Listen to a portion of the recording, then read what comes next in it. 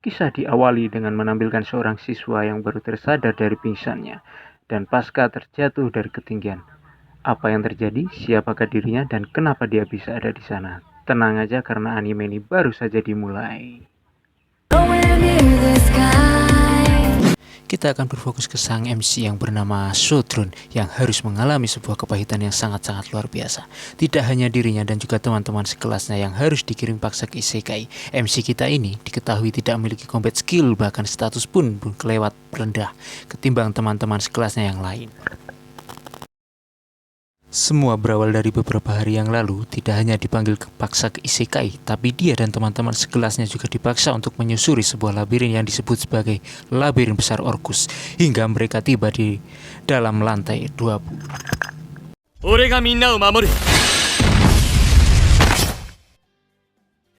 Diketahui Kaoki ini adalah seorang leader dari kelas mereka, sekaligus jadi orang paling menonjol di antara yang lainnya. Di tengah Sodron akan dibully sama seorang pembuli bernama Hama Daisuke. Nampak Shirasake Kaori yang datang untuk membantunya. Seperti yang sudah kalian tahu, bisa dibilang Kaori memiliki perasaan khusus ke Sodron. Namun karena hal itu jugalah Hama yang memiliki perasaan ke Kaori membuatnya sangat emosi terhadap Sodron. Gak lama kemudian, mereka mendapati sebuah batu kristal yang sangat-sangat indah menempel di dekat sana. Entah karena virus bucin atau karena otaknya gak ada, si Hama ini malah ingin mencabutnya begitu aja. Sampai akhirnya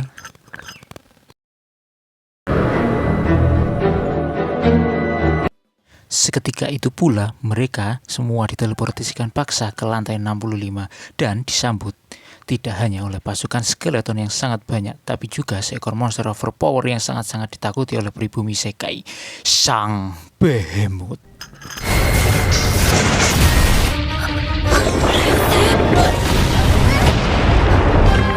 Jelas hanya kepanikan dan ketakutan sajalah yang masih bisa mereka lakukan, dan hanya sedikit dari mereka yang masih bisa berjuang.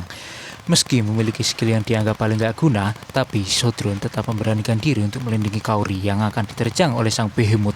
Meski sangat-sangat takut, tapi karena hanya dirinya yang bisa menahan Sang Behemoth untuk sesaat, si Sodron meminta pada Komandan Mel untuk segera membawa Kaori jauh dari sana.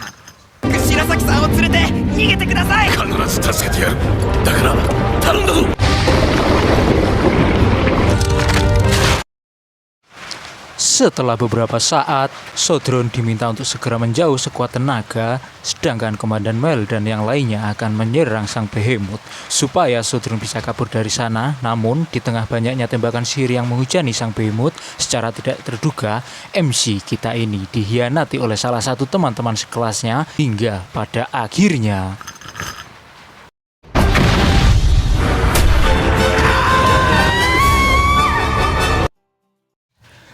dan ya, inilah alasan kenapa Sodron bisa berada di lantai seperti ini tanpa mengetahui lokasinya. Saat ini, si Sodron yang melihat seekor kelinci membuat mengira monster itu adalah monster kelinci biasa.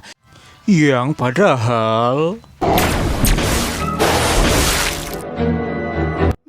naasnya di sini, tepat ketika dia mau kabur dari sana tanpa disengaja, Sodron tersandung sehingga membuat kehadirannya itu langsung disadari oleh monster tersebut.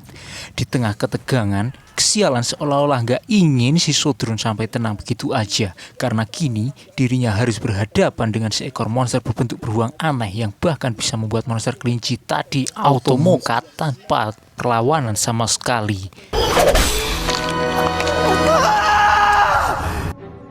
Tolnya di sini bukannya tutup mulut atau kabur secara diam-diam, Sodron justru berteriak saking ketakutannya. Dan perbuatan ini membuat si beruang berganti fokus dan mengincar Sodron yang kelihatan kayak bakso di matanya. Setelah cukup banyak usaha kabur menggunakan skill sinergisnya, pada akhirnya Sodron berhasil masuk jauh ke dalam tanah, meski tangan kirinya harus dicemil oleh monster itu.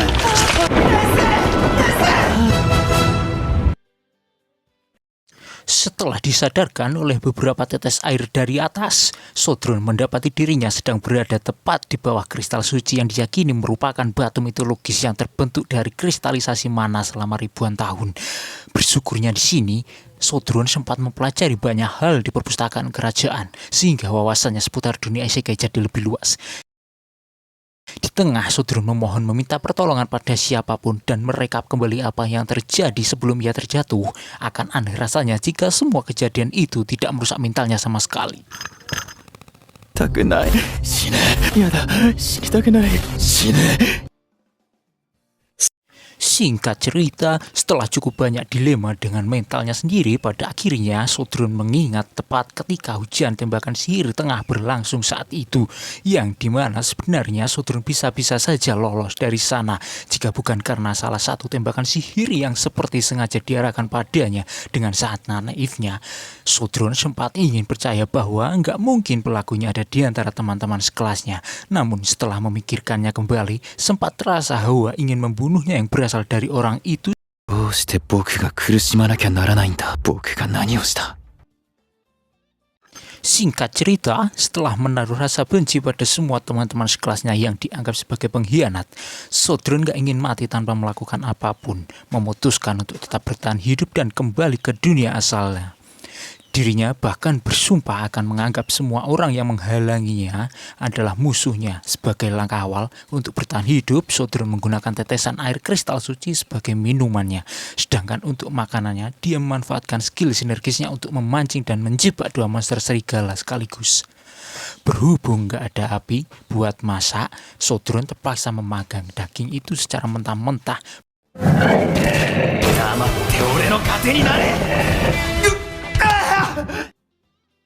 Baru aja makan segigit, tiba-tiba aja rasa sakit yang luar biasa dahsyat seolah-olah sedang menggerogoti tubuhnya dari dalam. Bersamaan dengan sel darah Sodron yang bercampur dengan sel monster, secara tiba-tiba Sodron mengalami sebuah transformasi.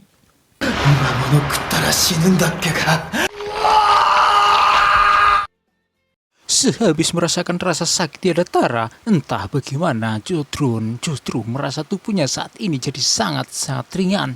Melihat wujudnya yang berubah total, Sodron bergegas melihat plat statusnya. Alangkah terkejutnya Sodron karena satu saat ini telah melonjak drastis.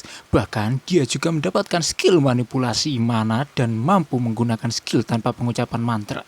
Gak cuma itu aja, bahkan skillnya monster serigala tadi juga telah jadi miliknya. Berkat hal itu juga kini Sodron gak perlu makan daging secara mentah lagi. Langkah berikutnya yang harus ia lakukan adalah membuat senjata berkat skill sinergisnya itu.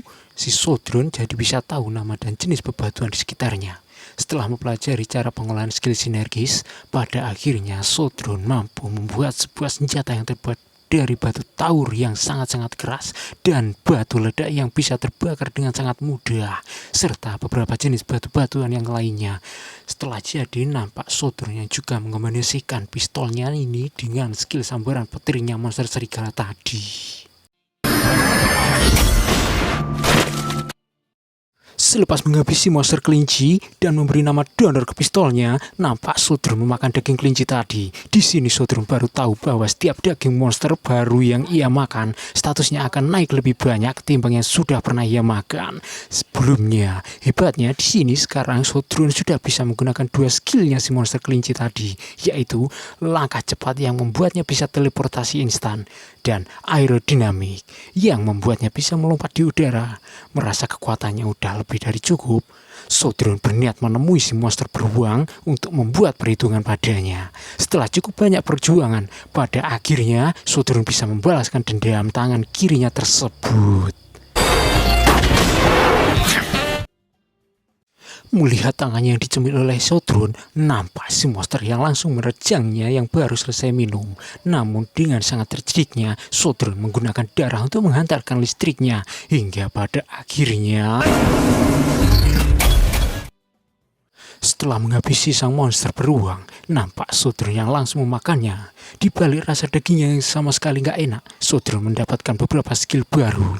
Selesainya mengatur mana, menampakkan Sodron yang ternyata sedang berada di dasar lembah maut, lantai kedua.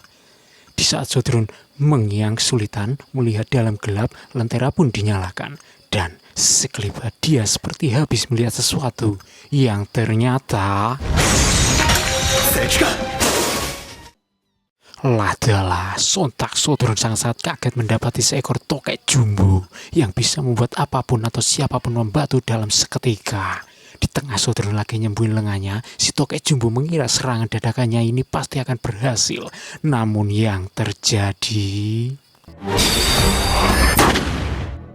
Bersamaan dengan Sodron yang turun jauh lebih lagi dan menghabisi banyak sekali monster, nampakkan rombongan Komandan Mel yang sedang memberi laporan kepada Raja Elihead. Mendengar tidak hanya ada jebakan jenis baru yang bisa menteleportasikan paksa ke sarang Behemoth, tapi mereka juga telah kehilangan salah satu hero. Dengan sangat teganya sang raja menyuruh Komandan Mel untuk tidak membahas tentang hal tersebut dimanapun. Dengan kata lain, kerajaan tidak akan memberi bantuan untuk mencari Sodron. Dari ketiga perwakilan para murid, hanya Yaegasi Shizuku yang hanya memikirkan soal Sodron. Bukan tanpa alasan, sebenarnya saat kejadian itu terjadi, si Sodron tidak bisa melakukan apapun dikala Kaori sedang dalam bahaya. Bahkan dia cuma bisa terdiam melihat Sodron yang berjuang seorang untuk menahan tubuh besar sang Behemoth. Pas Sodron terjatuh pun, yang bisa dilakukannya hanyalah menahan Kaori supaya dia tidak terjun untuk menyelamatkan. もう一人としてお前たちを失うわけにはいかないんだ。 Jelas semua itu membuat Shizuku menyesali kelemahannya sendiri, juga penyesalan karena telah membuat bestinya ini menangis. Emosi yang bercampur aduk dalam dirinya membuat Shizuku berlatih di tengah malam seperti ini. Ia lalu teringat kembali saat mereka baru tiba di dunia itu. Setelah diceritakan tentang peperangan melawan bangsa iblis dari sekian banyaknya murid, di sana hanya rombongannya Anama no Gawa Koki yang setuju untuk membantu dunia itu, tanpa mempedulikan Bu Aiko selaku guru mereka yang sebenarnya melarang keras murid-muridnya itu untuk ikut berperang.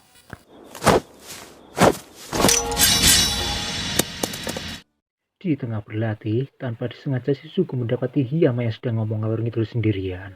Melihat kelakuan Hiyama yang sangat mencurigakan, dan setelah mengingat kembali bahwa Hiyama itu menyukai Kaori, bahkan sampai seringkali membuli si Sodron, analisa Shizuku sebenarnya sudah tepat sekali. Namun karena dirasa enggak mungkin Hiyama berbuat jauh itu hanya demi ngebucin, pada akhirnya Shizuku tidak berbuat apapun padanya. Singkat waktu, setelah bestinya ini bangun pasca pingsan selama 5 hari lamanya, nampak kasih Shizuku ditanyain tentang kondisi Sodron. Jelas pertanyaan itu membuat Shizuku cuma bisa diam tak berkata apapun. Kaori! 行かなきゃ南雲くんきっと待ってるたった一人で心細い思いしてるよ Setelah kondisi hatinya agak tenang, ia bersumpah akan berlatih lebih keras lagi sampai dia jadi OP overpower supaya dirinya bisa memastikan kondisi Sodron di lantai terbawah dengan mata kepalanya sendiri, dan berdiri tetap bersikeras dan mengajak Shizuku untuk membantunya.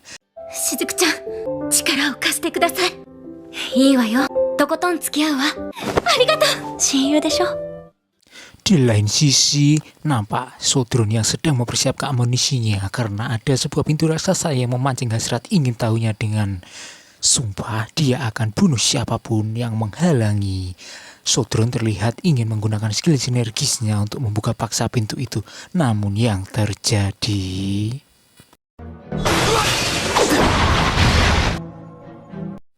Dua lawan satu, Sodron si culun OP Badas melawan dua satpam berukuran jumbo. Nggak butuh waktu lama, Sodron berhasil mengalahkan salah satu satpam jumbo itu dengan sekali tembak mengenai matanya. Sedangkan untuk satpam jumbo kedua, Sodron harus mengeluarkan sedikit banyak lebih effort, meski akhirnya dia bisa mengalahkannya juga.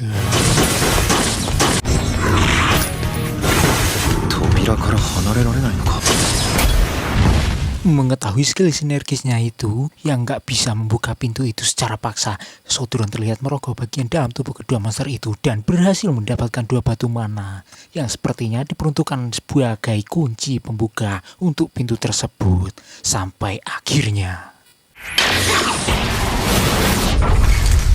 singkat waktu, setibanya di dalam ruangan itu suara misterius muncul menanyakan siapakah Sodron sebenarnya, bersama dengan sebuah kubus emas yang turun. Nampakkah seorang gadis pirang tersegel di dalamnya? Sodron gak ingin repot-repot dengan bantu suatu identitas yang sudah jelas disegel karena suatu kejahatan si gadis terus dan terus meminta pertolongan padanya. Namun si Sodron tetap tidak menggubris sama sekali. 裏切られたと言ったな。Mengetahui nasib mereka itu 11-12, Sodron kembali dan ingin mendengarkan penjelasan kenapa dia dikurung dan kenapa pula si pengkhianat repot-repot mengurungnya di sana. Penjelasan simpelnya, gadis pirang ini adalah seorang vampir dengan kekuatan yang sangat overpower. Perjuangan melindungi rakyat yang malah dia hianati menterinya sendiri. Bahkan sang paman menobatkan dirinya sendiri sebagai raja berikutnya. Adapun kekuatan yang dimiliki oleh si gadis pirang ini ialah keabadian. Apapun luka yang dia peroleh akan sembuh dengan sangat cepatnya. Tidak hanya itu saja, ternyata skill manipulasi mana sendiri tergolong skill yang sangat overpower karena penggunanya jadi nggak perlu melakukan casting skill sama sekali. Setelah terus memohon meminta pertolongan padanya, pada akhirnya Sodron memutuskan untuk menyelamatkannya. Meski awalnya skill sinergisnya itu cukup kesulitan untuk membongkar paksa segel yang tertanam di kubus itu, namun berkat kegigihan Sodron yang luar biasa keren wedian, segel itu pun berhasil ia hancurkan.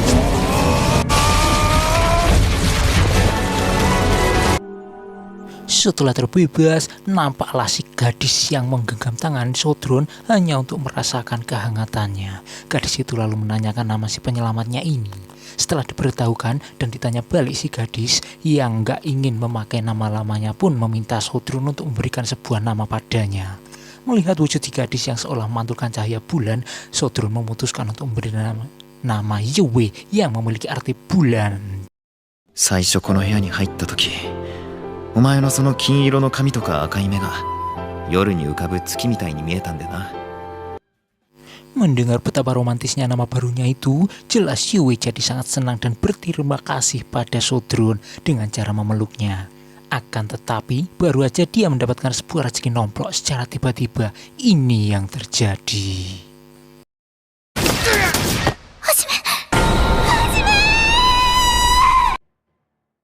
Untungnya aja Sodron masih hidup dan langsung menuangkan air kristal sucinya ke panah batu yang menancap di punggungnya. 油断した。 Ia menduga jebakan tadi bisa aktif gara-gara dirinya membebaskan Yue dari segelnya, dan kini mereka berdua harus berhadapan dengan seonggok kalajengking raksasa yang dirasa tidak akan membiarkan Yue kabur dari sana. Setelah saling memberi kode, nampaklah Sodron memberikan jubah bulunya ke Yue. それでも来てろ。 初めのエッチ Dengan tekad untuk memakan monster apapun yang menghalanginya, Sodron terus menembaki monster itu dengan donernya. Namun sayang, pelurunya itu nggak cukup kuat untuk menembus cangkang monster itu. Tidak hanya memiliki skill hujan anak panah, batu monster kalajengking juga bisa menyemburkan racun mematikan dari sengatnya.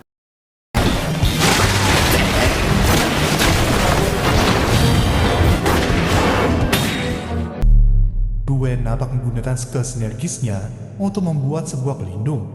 Nah, di saat si monster yang juga bisa memanipulasi tanah di sekitarnya, jelas Hajime merasa lebih pro darinya. Beberapa saat kemudian, kenyataannya si Yue selesai, dan seketika itu pula dia langsung menggunakan salah satu skill tingkat tingginya yang disebut Soten. Sampai akhirnya... ternyata monster itu terbuat dari biji star yang dikatakan memiliki afinitas tertinggi terhadap sihir. Mengetahui hal itu, tentunya Hajime auto pengen ngebuat sebuah senjata yang jauh lebih kuat dari Donner. Setelah Yue nanyain senjata apa yang mau dibuat olehnya, Hajime pun langsung ngasih tahu bahwa senjatanya itu disebut senapan anti materi versi railgun yang akan diberi nama Salagin olehnya. Hajime wa doushite koko ni iru? Doushite maryuku chokusetsu ayatsureru? Scene berpindah ke kerajaan Heilig. Apakah Komandan Meltnya sedang memeriksa status teman-teman sekelasnya Hajime? Merasa status mereka udah lebih dari cukup, Komandan Melt meminta mereka semua untuk melanjutkan pelatihan di dalam dungeon lagi. Sebagai ketua kelompok, Amanuga Wakouki harus menguatkan dirinya sendiri, sekaligus menyemangati teman-temannya itu. Tiba di sebuah pintu raksasa dengan seekor bos labirin yang telah menunggu mereka berdua di dalam sana. Jodoh dah. Setibanya di dalam ruang bos dasar lembah maut lantai ke-100, nampaknya mereka berdua yang langsung disambut oleh seekor monster naga raksasa berkepala 6. Meski tahu akan sangat sulit mengalahkannya, namun keduanya yakin pasti bisa mengalahkan last boss yang satu ini.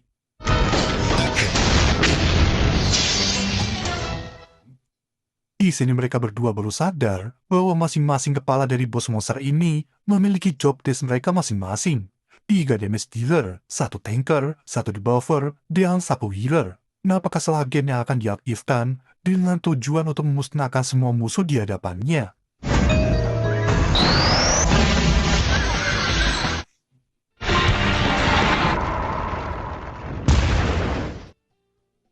Wah, setelah mengalami sangat banyak sekali kesulitan, pada akhirnya Hajime dan Yue bisa mengalahkan bos monster lantai ke-100 itu. Melihat Hajime yang juga tumbang, Yue sempat khawatir, namun langsung kembali tenang pas tahu ayamnya ini cuma lagi kelelahan doang. Yaku gambarimashita. Omae mo na. Scene berpindah ke lantai 60 level permukaan labirin Orcus. Di tengah rombongan kelas Hajime yang lagi istirahat, Shizuko terlihat menenangkan bestinya. Ia masih belum bisa merelakan orang terkasihnya itu. Ucapan semangat Amenogawa yang hanya akan membuat Kaori semakin sedih, membuat Eri dan juga Suzu memotongnya, dan menyemangati Kaori yang masih sedih pasca kehilangan Hajime.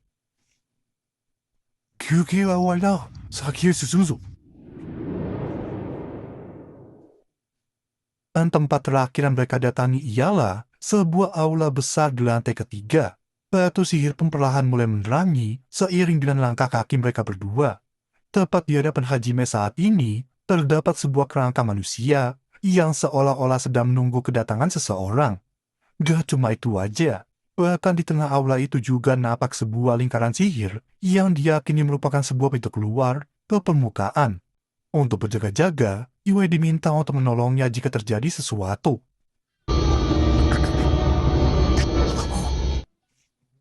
Setelah banyak sekali memori yang masuk ke dalam pikirannya, roh pemilik kerangka terlihat menampakkan wujudnya.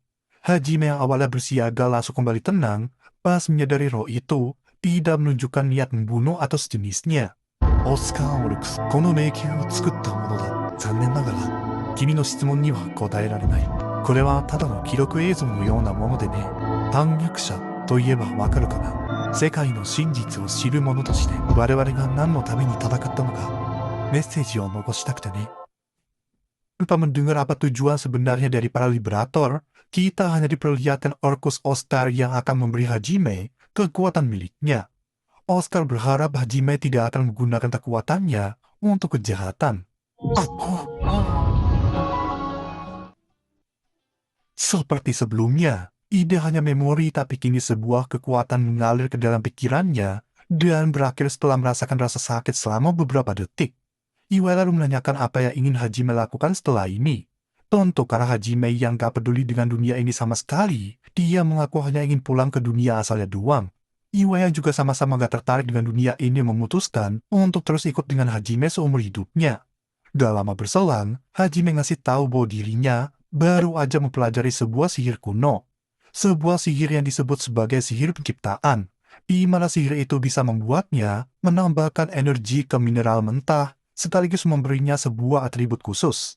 Mendengar hal itu, Yue merasa kagum sekaligus bersemangat karena itu artinya Hajime bisa membuat sebuah artifak. Hajime yang berniat mengajarinya, namun karena Yue yang gak bisa menggunakan konversi, tentunya akan sangat sulit untuk mempelajari sihir kuno seperti itu. Meski begitu, Hajime tetap memintanya untuk mempelajari, karena belajar sesuatu hal yang baru tidak ada salahnya sama sekali.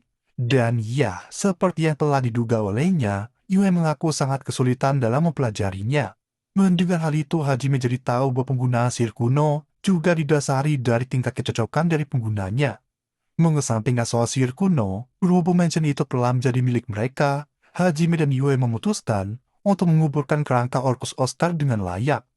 Keduanya lalu mendatangi kantornya si Oscar dan mendapati sebuah catatan yang memberitahukan bahwa lingkaran sihir di aula tadi ternyata benar-benar terhubung ke permukaan. Melihat mereka yang membutuhkan cincinnya si Oscar, untungnya aja Hajime sempat mengambil cincin itu dari jarinya. Ia juga menyadari bahwa cincin tersebut juga bisa digunakan untuk membuka beberapa ruangan.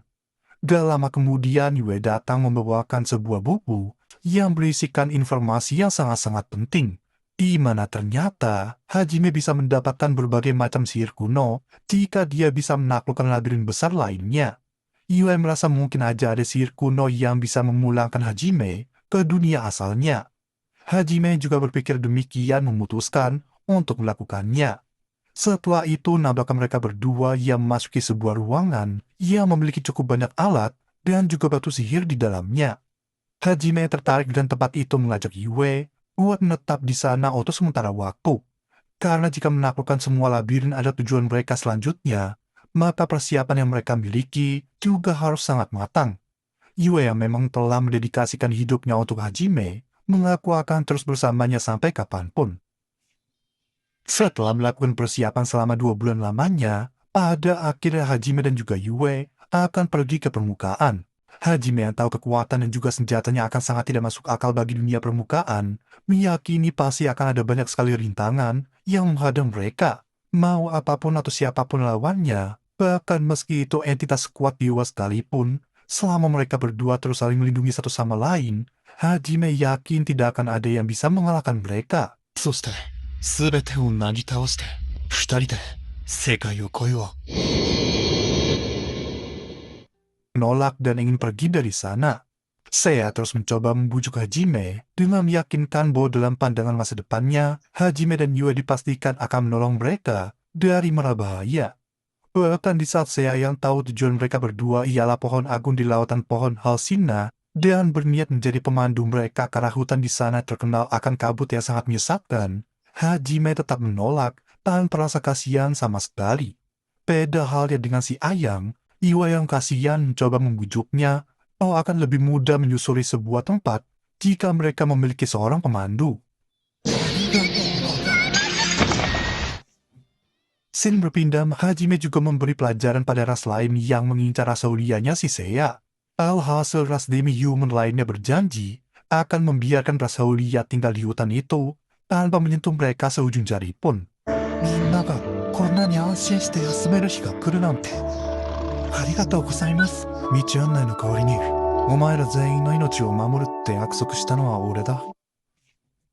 Di tengah istirahat, Nabraka bocil dongo tadi yang datang untuk memberikan setangkai bunga bercahaya sebagai tanda terima kasih karena telah menyelamatkannya. Mendengar tujuan Hajime adalah untuk membawa Yue ikut bersamanya ke dunia asal, saya pun bertekad akan ikut dalam petualangan mereka. 私、お二人の旅についていきます。 Irone, 足手まとい、即答ですと。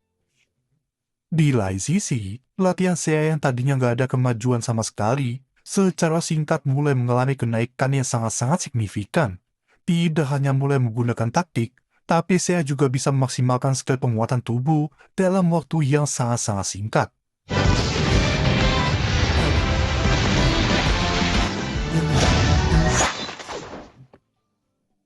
Awalnya, Yue mengira dirinya lah yang menang. Namun karena sebuah pertaruhan, saya dianggap sebagai pemenangnya, meski hanya mampu menggoresnya. Gak lama kemudian Hajime datang, menanyakan hasil akhir sparring mereka barusan. Dengan sangat bangganya saya ngasih tahu dirinya berhasil melukai Yue meski hanya segores. 身体強化に特化している。正直、化け物レベル。そいつはすげえ. Setelahnya Nabra Hajime dan Yue yang berhasil tiba di pohon agung dengan rasa Haulia sebagai pemandu mereka. Diketahuilah pohon raksasa ini telah ada di sana sejak berabad-abad yang lalu. Tepat di depannya terdapat sebuah batu besar yang seharusnya merupakan pintu masuk ke labirin tersebut. Namun sayangnya, dari penjelasan yang mengatakan pemilik 4 simbol, kekuatan regenerasi, dan suara ikatan, bisa ditarik kesimpulan 4 simbol berarti peninggalan dari labirin lainnya. Suara ikatan mungkin aja bantuan ras demi-human sebagai pemandu, sedangkan untuk kekuatan regenerasi, Yue yang merupakan ras vampir nampaknya bukanlah jawaban yang benar. Yue menduga mereka harus menyelesaikan 4 labirin lainnya dulu, sebelum bisa memasuki labirin pohon agung tersebut. Meski akan sangat merepotkan, namun jelas Hajime gak punya pilihan lain selain melakukannya. Nah, awalnya rasa Haulia pengen ikut karena ingin membalas budi pada Hajime. Namun setelah Hajime memberi mereka tugas untuk terus berlatih di hutan, karena mungkin aja suatu saat nanti ia akan membutuhkan kekuatan mereka, pada akhirnya rasa Haulia jadi sangat bersemangat dan bersumpah akan berlatih jauh lebih keras lagi dari yang sekarang. Singkat cerita, sparring mereka sebelumnya adalah membiarkan saya untuk ikut berkelana dengan mereka. Meski ogah-ogahan, tapi janji tetaplah janji. 約束は守る。 Ke Keesokan harinya Napaka Yue yang terpaksa membujuk Hajime untuk membiarkan saya ikut dengan mereka. Mendengar hal itu, Hajime jadi tahu isi taruhan mereka sebelumnya. Meski Hajime telah menekankan ia takkan menjawab perasaannya sama sekali, namun saya yakin pikirannya pasti akan berubah. Karena masa depan adalah sesuatu hal yang tidak pasti sama sekali. Dan jika ia gagal di masa depan nanti, saya akan menyalahkan dirinya sendiri yang mungkin aja kurang dalam berusaha. Merasa kalah debat dari saya, pada akhirnya Hajime membiarkannya ikut dengan mereka.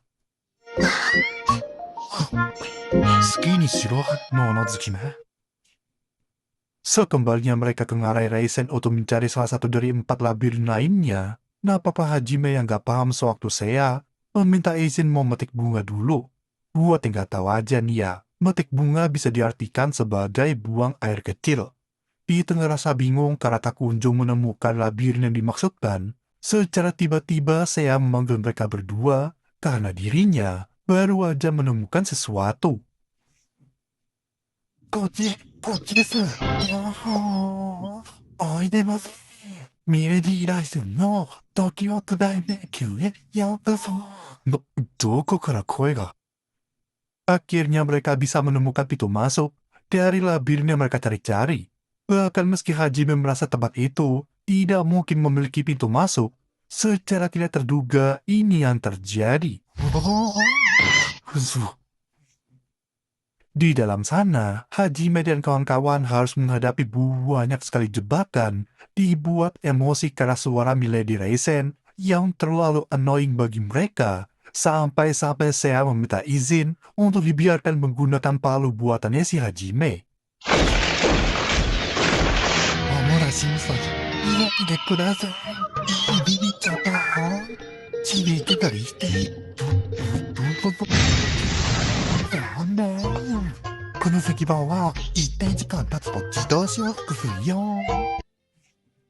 Saking menjengkelkannya, Hajime dan Yue menduga Milady Raisen bukanlah seorang liberator, melainkan cuma sebatas sistem labirin tersebut. Setelah itu mereka bertiga harus dibuat sangat-sangat emosi bukan main, begitu dihadapkan dengan banyak sekali jebakan dan juga rintangan, tapi ujung-ujungnya cuma dipermainkan dan malah dikembalikan ke pintu masuk awal tadi.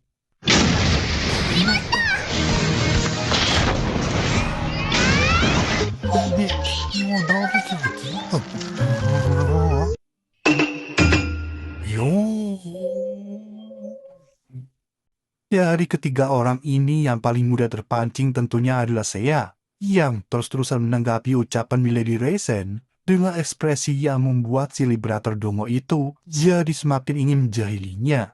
Di sini mereka bertiga akan dibuat sangat-sangat terkejut. Tidak hanya vibes dimensi itu yang terasa sangat mencekam, tapi juga sosok yang menunggu mereka di atas ternyata adalah seonggok golem raksasa yang mengaku sebagai Milady Raisen.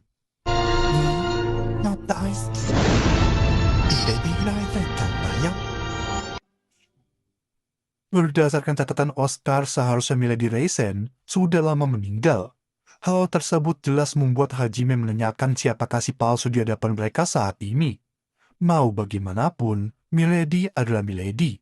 Namun karena jengkel dengan keangkuhan Hajime, Milady justru menekan dan memperingati untuk menjawab pertanyaannya dulu jika dia ingin sebuah jawaban seputar sihir kuno. Apa tujuannya dan kenapa dia ingin mendapatkannya? Itulah pertanyaan sederhana yang harus dijawab oleh Hajime. Hajime pun memberitahukan bahwa dirinya hanya ingin kembali ke dunia asalnya doang. Dia hanya ingin tahu apakah sihir kuno perpindahan antar dua dunia itu benar-benar ada. Dan jika pun ada, di manakah ia bisa mendapatkannya? Dari arah ucapan Milady Raisen, bisa jadi sihir itu beneran ada, tapi sayangnya dia ogah untuk memberitahukannya.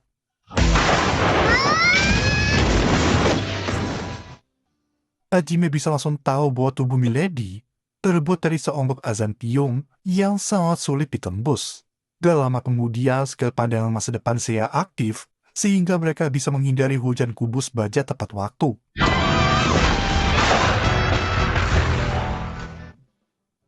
Meski terasa sangat kejam, namun Milady Raisen yang sebenarnya punya niat baik dengan menguji ketangkasan mereka, yang dirasa mustahil bisa mengalahkan seseorang yang dijuluki olehnya sebagai orang BGSD. Namun seketika itu dia langsung dibuat sangat-sangat terkejut mendapati Hajime yang ternyata masih hidup.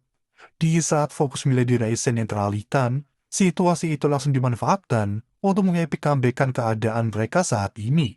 Mengira kombinasi mereka akan sangat sia-sia, namun tentu meremehkan party Hajime adalah sesuatu hal yang sangat-sangat konyol bagi kita semua. Hingga pada akhirnya...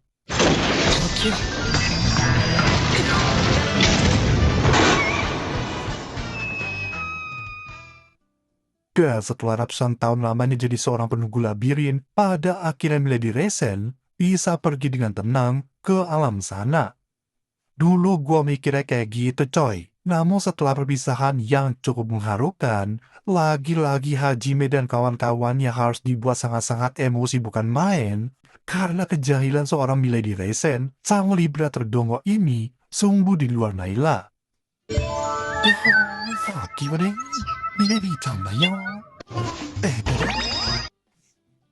Saking bagusnya acting Milady Reisen tadi, hal tersebut membuat kesabaran ketiga orang ini telah mencapai batasnya.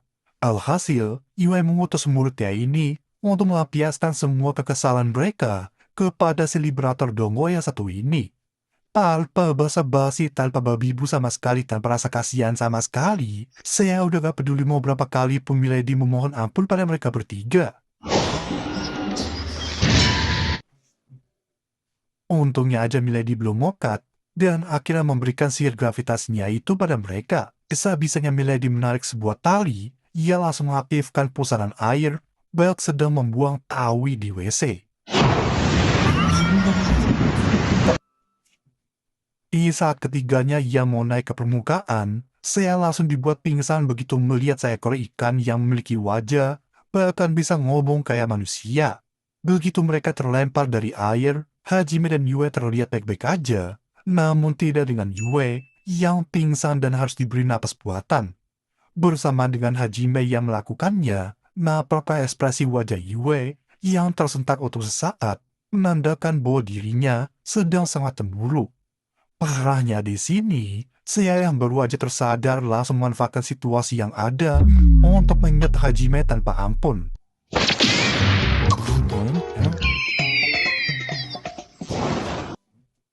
Tingkat cerita, setelah menemui seorang Goldmaster wilayah Furan bernama Ileu Chang, Hajime dan kawan-kawan diberi sebuah misi untuk menyelamatkan putra ketiga deputi kudeta bernama Will yang sebelumnya melakukan sebuah misi penyelidikan bersama banyak petualang dan pengawalnya. Meski telah dijanjikan sejumlah uang dalam jumlah besar, sayangnya Hajime masih bersikeras tidak ingin melakukannya. Namun setelah Pacang menjanjikan hak prioritas utama jika sewaktu-waktu mereka terkena masalah, Hajime mulai tertarik dan akan menerima misi tadi jika Pacang memenuhi dua syarat darinya. Yang pertama ialah Pacang harus membuat mereka plus status, dan yang kedua ialah Pacang dan juga guildnya harus membantu mereka tanpa negosiasi sama sekali. Setelah disepakati olehnya, nampaknya scene yang menampilkan mereka bertiga yang OTW ke pegunungan di utara, atau lebih tepatnya ke wilayah Ur yang terkenal karena area sawah mereka adalah yang terbesar di benua itu.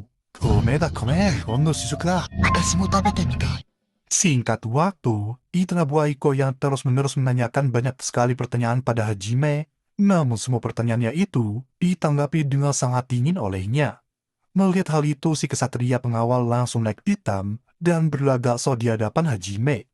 Bahkan dengan sangat beraninya dia sampai menghina saya dengan menyebutnya sebagai binatang buas, makhluk kotor, dan parahnya menyuruh mereka semua untuk memotong telinganya biar kelihatan jadi kayak manusia. Gak cukup sampai sana aja, tatapan Yue yang mulai emosi dengannya justru membuat si NPC dongo ini terlihat akan mengunduskan pedangnya. Namun yang terjadi... Dakara, gyogyoku shirotta. Definisi Duomo Edian, tanpa menyadari perbedaan kekuatan, si NPC Dongo harus mendapatkan karma karena telah membuat Hajime marah atas semua ucapannya tadi. Di tengah dia yang lagi diobati, nampaknya Yuka dan kawan-kawannya masih gak percaya bahwa cowok albino barusan adalah Hajime. Meski begitu, Yuka ternyata menjadi salah satu orang yang melihat perjuangan Hajime Sewaktu di labirin lantai 65 dulu, kedua bestinya bahkan beranggapan Hajime jadi tambah keren dan sangat-sangat liar. Tamai Asushi sendiri merasa iri dengan sosok Hajime yang sekarang ini.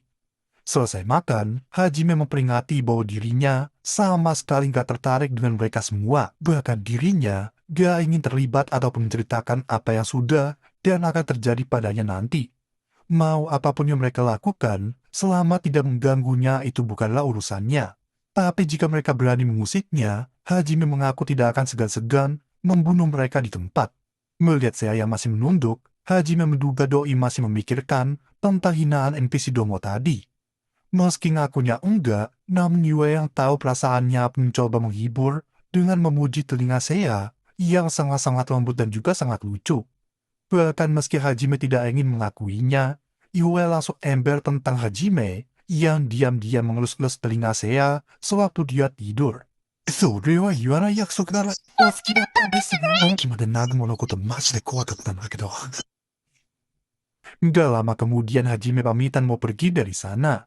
Namun sebagai seorang guru, Waiko mengaku tidak akan pernah menyerah dan akan bawa Hajime dan para muridnya kembali ke dunia asal mereka. Di malam harinya nampaknya Bu Aiko yang masih memikirkan soal Hajime yang udah berubah drastis.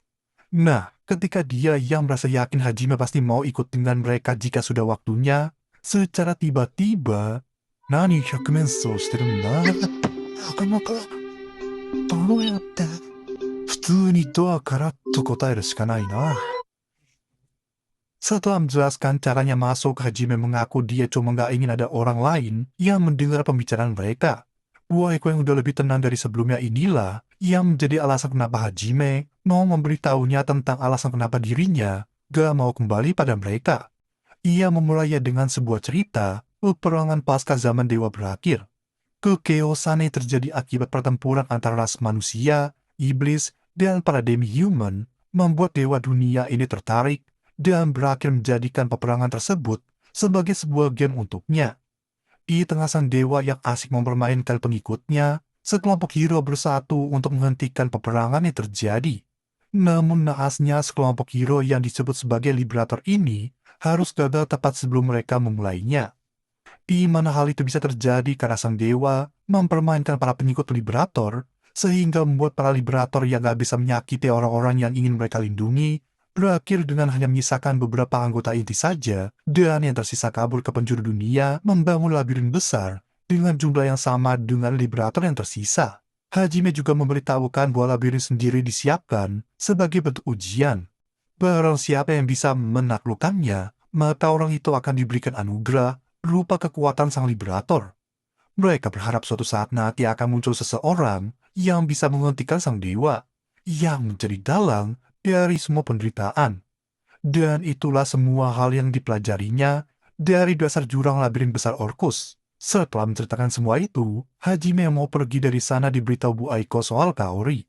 Mendengar Kaori yang masih gak percaya dengan kematian Hajime, dan bertekad tidak akan percaya sampai ia melihat jasadnya secara langsung, sontak saja Hajime langsung minta Bu Aiko untuk menyampaikan sebuah pesan padanya. Yaitu yang harus dikhawatirkan olehnya bukan hanya sekedar monster di labirin, tapi juga rekannya sendiri. Mendengar hal itu, Bu Aiko pun terkejut dan diperjelas bahwa alasan dia bisa terjatuh bukan karena kecelakaan seperti mantra sihir yang lepas kendali atau sejenisnya, melainkan ada seseorang yang memang sengaja melakukannya dengan niatan ingin membunuhnya. 彼は俺を狙って誘導されたマダンだった。そんな。 Di pagi harinya, nampaknya parti Hajime yang ingin menjalankan misi pencarian Will Kudeta. Namun gak lama kemudian mereka mendapati Bu Aiko dan rombongannya yang mengaku ingin bantu Hajime dalam misinya. Simpelnya, banyak orang lebih baik daripada sedikit. Hajime yang menyindir mereka yang hanya akan memperlambat saja, jelas membuat Yuka meragukan Hajime yang bisa berlari lebih cepat daripada seekor kuda.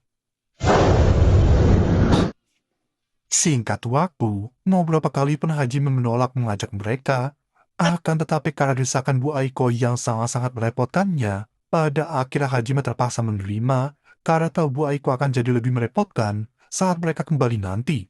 Mengira Hajime cuma punya motor yang mustahil untuk Bojeng 7, namun seketika mereka langsung dibuat spesies Edian, begitu Hajime mengeluarkan sebuah artefak ciptaannya.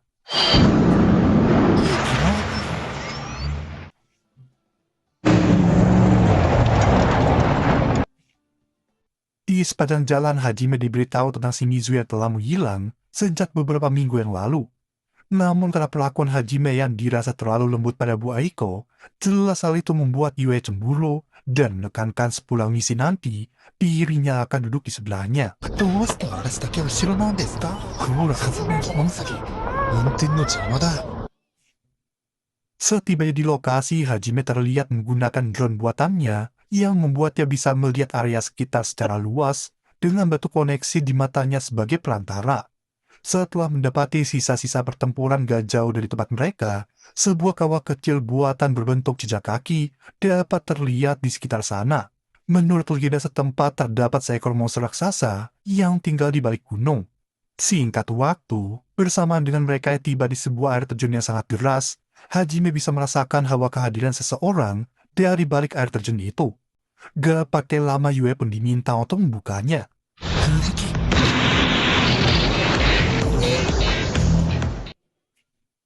Setibanya di dalam, nampakkan mereka yang akhirnya menemukan Will Kudeta. Melihat kehadiran tim penyelamat, seharusnya Will itu merasa senang. Akan tetapi karena rasa bersalahnya atas kematian semua petualang dan juga kesatrianya, hal tersebut membuatnya jadi sangat sedih karena merasa orang lemah dan pengecut sepertinya lah yang sepatutnya tiada. Mendengar semua itu, jelas Hajime langsung menarik kerahnya untuk memberinya ceramah instan. お前は人間として極めて正しい。死んだ奴らのことが気になるのなら生き続けろ。そうすりゃいつかは今日生き残った意味があったって、そう思える日が来る。Selesainya memberi ceramah, tak terasa hari sudah sangat larut seperti ini. Namun ketika mereka yang ingin segera kembali ke kota, suara gemuruh misterius tiba-tiba muncul dari arah atas. Yang ternyata...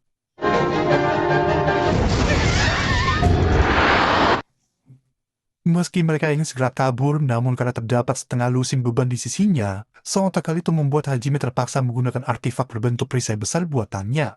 Setelah mempersiapkan diri, nampaklah si naga hitam yang akan menyerang mereka semua.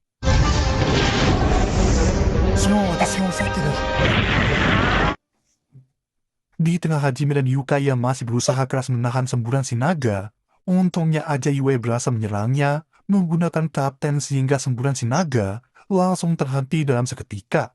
Tanpa menyanyiakan kesempatan, Seiya terlihat memberikan serangan susulan pada naga itu.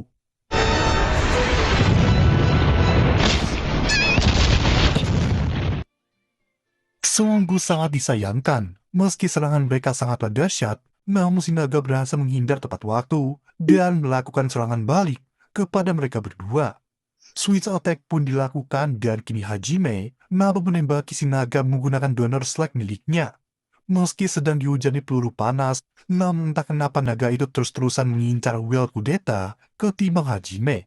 Beruntungnya aja, Yue berhasil mengcover setiap serangan yang ada. Merasa Tamai dan Yuka hanya akan jadi beban saja, Hajime meminta Bu Aiko untuk membawa mereka berdua menjauh dari sana. Yue pun diminta untuk melindungi mereka, sedangkan dirinya akan beradu mekanik melawan naga overpower itu. Emosi karena terus diabaikan, nampaknya Hajime yang akan menggunakan sebuah artefak yang takkan bisa diabaikan sama sekali olehnya. Hingga pada akhirnya...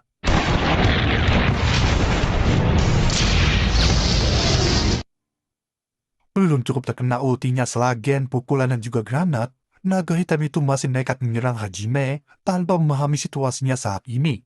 Di tengah Hajime yang masih berjuang keras, para NPC cuma bisa pelongo-pelongo gak jelas ngelihat betapa OP-nya si abang Hajime yang satu ini. Di lain sisi, Hajime yang ingin menggunakan pile bunkernya harus dibuat gagal karena si naga yang masih bersikeras ingin bunuh Will Kudeta saat ini. Namun tentunya Hajime dan juga Seiya akan membiarkannya sama sekali.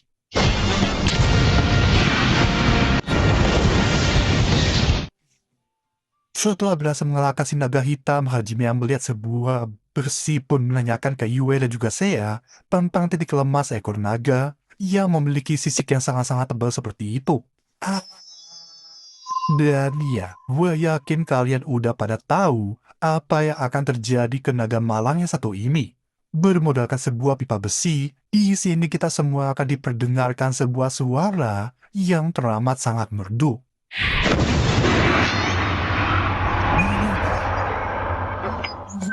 Oh,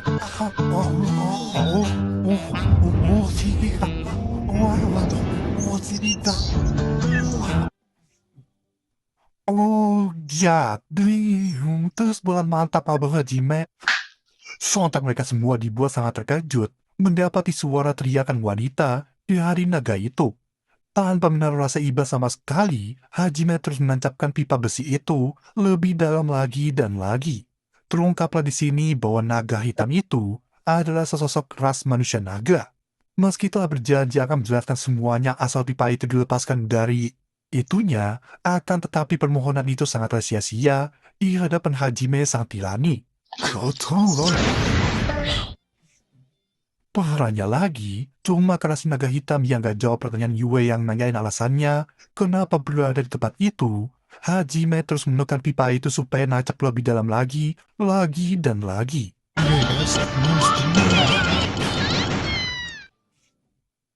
Gak cuma dipukul-pukul, dengan sangat kejinya Hajime memutar-mutar pipa itu tanpa henti. Di saat yang bersamaan, Buaiko dan yang lain hanya bisa menyaksikan betapa kejamnya sosok Hajime yang sekarang ini. Setelah agak tenang, naga itu mulai menjelaskan tentang seorang pria misterius yang memanipulasinya saat sedang tidur. Dan fakta bahwa dirinya telah membunuh banyak orang memang gak bisa dipungkiri. Namun semua itu karena dia sedang dibawa pengaruh skill pria misterius itu. Saking jeniusnya teknik mengendalikan monsternya, bakal sosok sehebat dirinya bisa dibuat duduk tanpa perlawanan sama sekali. Meski telah menjelaskan semua itu, namun Will tetap tak bisa memaafkannya, apalagi dia merasa mungkin aja si naga hitam telah berbohong pada mereka. Merasa tersinggung dengan ucapan di barusan, si naga hitam menekankan bahwa ras manusia naganya selalu menjunjung tinggi harkat dan tak pernah berbohong sama sekali. Ucapannya itu didukung oleh Yue yang memahami betul bagaimana sifat seorang ras manusia naga. Si naga hitam pun terkejut karena gak nyangka masih ada orang yang memahami tentang rasnya di zaman ini. 嘘つきの目がどういうものなのか私はよく知っている。私は吸血貴族の生き残り。300年前はよく王族のあり方の見本に竜神族の話を聞かされた。本当外界の情報から滅んだものかと思っていた。主がかつての吸血貴族の姫か。 Singkat waktu, demi menebus kesalahannya, naga hitam itu memohon pada Will untuk menunda hukumannya, paling tidak sampai dia bisa menghentikan si pria misterius. Karena saat ini, pria itu sedang mengumpulkan pasukan monster untuk menyerang kota Ur.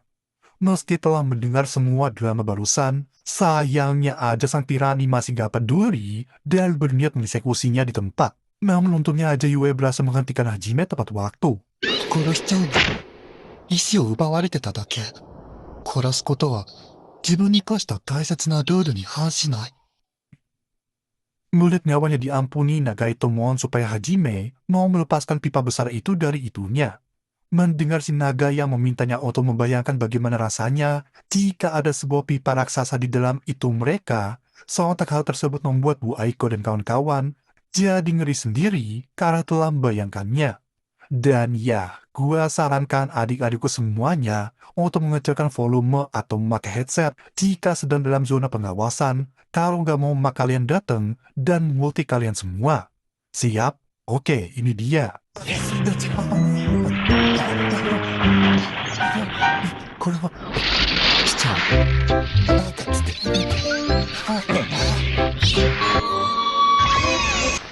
こんなの初めて。 Oh, aku gue jadi penasaran gimana jadinya kalau pipanya masih nancep ya guys. Sungguh di luar dugaan, di balik naga hitam dan mengerikan tadi, terdapat perwujudan waifu upload dengan wajah over kawaii. Bukannya kesal terhadap perlakuan Hajime tadi, naga dongo ini malah terkejut karena gak nyangka rasa sakit bisa memberikan sensasi kenikmatan sampai segitunya. Simpelnya, ini naga dongo udah jadi masokis, takut, fix. わらわの名はティオ・クラルス。竜神族クラルス一族の一人じゃ。Singkat cerita, setelah ucapan Tio dikonfirmasi oleh Hajime, tentu hal tersebut membuat Bu Aiko dan yang lainnya jadi panik bukan main, apalagi setelah Hajime ngasih tahu puluhan ribu monster yang akan tiba dalam 2 harian lagi. Di tengah Bu Aiko yang sangat panik, bisa-bisanya Will Kudetot ini meminta supaya Hajime melakukan sesuatu terhadap semua monster itu. Mendengar hal itu, jelas Hajime langsung menolak karena misinya hanya membawa Will Kudeta kembali ke Furen secara hidup-hidup. Setelah Bu Aiko meminta Hajime untuk mencari si pria misterius itu sekali lagi, bisa kita lihat Bu Aiko sepertinya punya feeling tentang siapakah sosok dari pria misterius itu. Tanpa ingin terlibat lagi, Hajime terlihat menyeret tubuh Will dan bergegas pergi dari sana. Yarashii tokoro bakari semeru shougeki. Ino kokoro mo tatarete ikunacau. Merasa jengkel dengan setiap ucapan yang dilontarkan oleh si Tio, jelas Hajime gak tinggal diam dan langsung nyeret sebuah benda.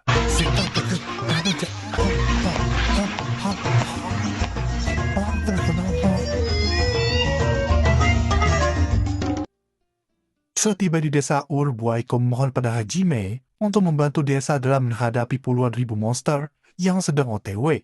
Hajime menyindir Bu Aiko yang biasanya mengutamakan keselamatan muridnya, tapi kini malah meminta seorang murid sepertinya untuk melakukan sesuatu hal yang sangat berbahaya seperti itu. Mari kita persingkat aja. Meski awalnya menolak, namun setelah Hajime memastikan bahwa Bu Aiko akan selalu jadi seorang sensei dan akan menyetujui setiap keputusannya, mau apapun yang terjadi nantinya. Bu Aiko mengiyakan semuanya, asalkan Hajime mau mendengarkan nasihatnya terlebih dahulu. Semua jawaban itu lebih dari cukup untuk membuat Hajime mengulurkan tangan pada desa itu. Skoshi wa junbi o shite okitai. Sensei no jukoku dakara na. Di hari yang sama, Hajime dibantu partinya, teman-teman sekelas, dan para warga nampak membuat persiapan sebelum para monster datang menyerbu mereka. Untuk berjaga-jaga, para sepuh, wanita, dan semua bocil dievakuasikan ke tempat lain dan hanya menyisakan para pria saja.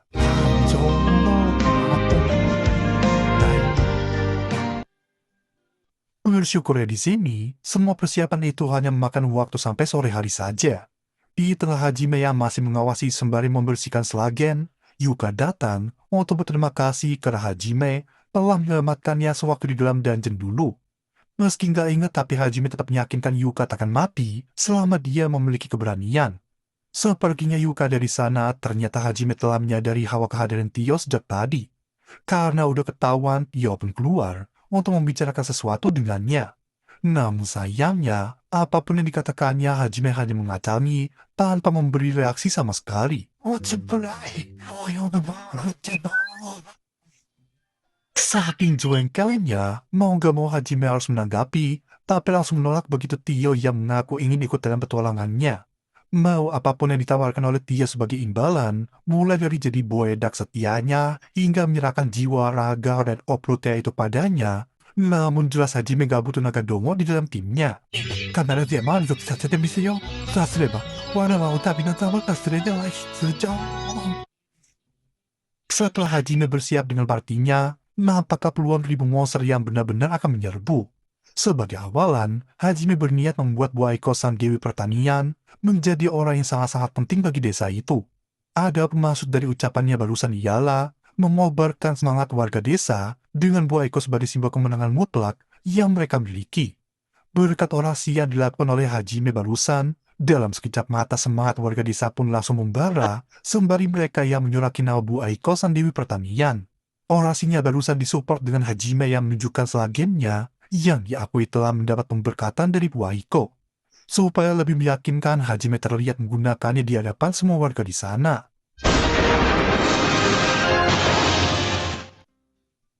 Di saat yang bersamaan, sang pengendali monster nampak mempersiapkan pasukannya untuk menyerbu desa itu. Tanpa berbasa-basi, Hajime langsung menggunakan Metzele alias sebuah Gatling gun, disusul Yue dengan sihirnya, saya dengan Orkan alias peluncur roket dan juga misil, dan juga Tio dengan cincin kristal mana pemberian Hajime. Meski hanya meminjamkannya, namun rupanya Hajime mengharapkan yang terbaik darinya.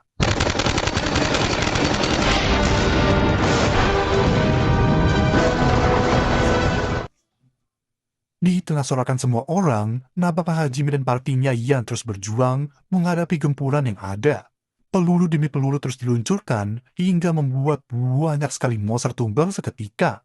Dibantu orkannya Seiya, pasukan monster berhasil dibuat tak bisa mendekat lebih jauh lagi. Meski si pengendali monster menggunakan monster bersayap pun, hal itu tetaplah sia-sia di hadapan Hajime. Setelah cukup banyak mengeluarkan ulti beruntun, ia yang telah mencapai batasnya bakal sampai menghancurkan cincin penyimpanan mana diminta oleh Hajime untuk istirahat dan menyerahkan sisanya padanya. Tanpa basa-basi, Tio beneran langsung molor di sebelahnya Hajime kayak gini. Gak lama kemudian, amunisi Mezele akhirnya juga habis, dan hal itu membuat Hajime meminta Yue untuk menghemat mananya supaya dia bisa melakukan last hit jika dibutuhkan. Saya lalu diajak Hajime untuk menerobos ke tengah-tengah kerumunan ribuan monster di sana, sekalian mencari keberadaan sang pengendali.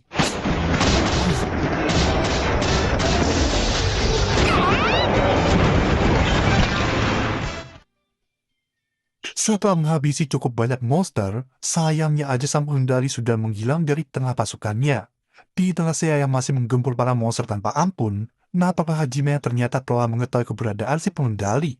Gak lama kemudian, saya juga datang mengepung bagian belakangnya.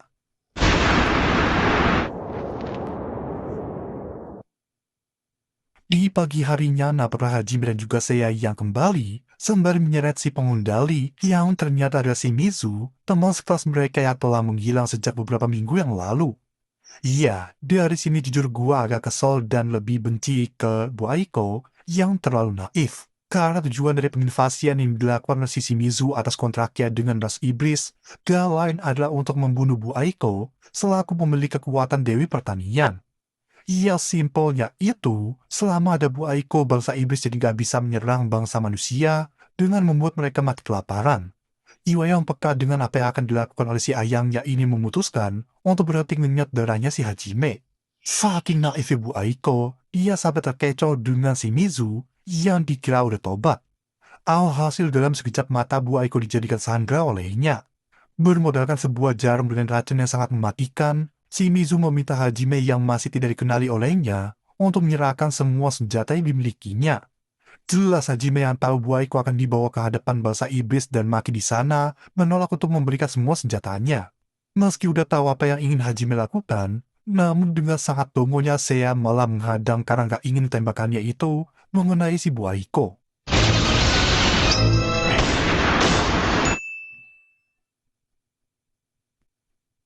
Entah siapa yang terbang barusan, tapi yang pasti dia udah kena tembakan meski hanya sekali. Tanpa beberapa lama Hajime yang ingin menyembuhkan saya, diminta untuk menyembuhkan Bu Aiko dulu, karena jarum racunnya tadi sempat mengenai lehernya, walau hanya tusukan kecil. Merasa Bu Aiko nggak bisa minum potionnya sendiri, mau nggak mau Hajime harus menggunakan cara andalannya.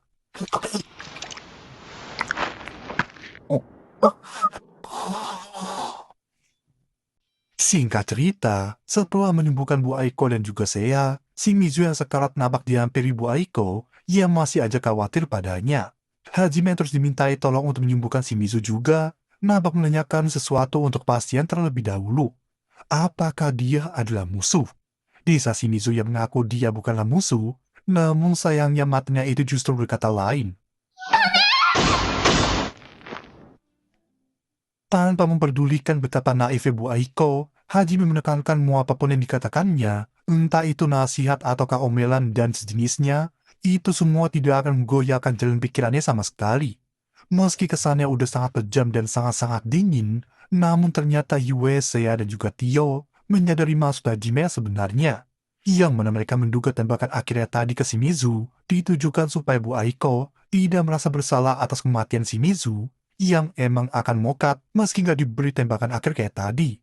Tio menambahkan Hajime sepertinya hanya nggak ingin hati Bu Aiko terluka, dan ingin beliau terus menjadi seorang guru yang bisa mengayomi semua muridnya seperti biasa. Yue meyakini pasti Bu Aiko menyadari maksud Hajime yang sebenarnya.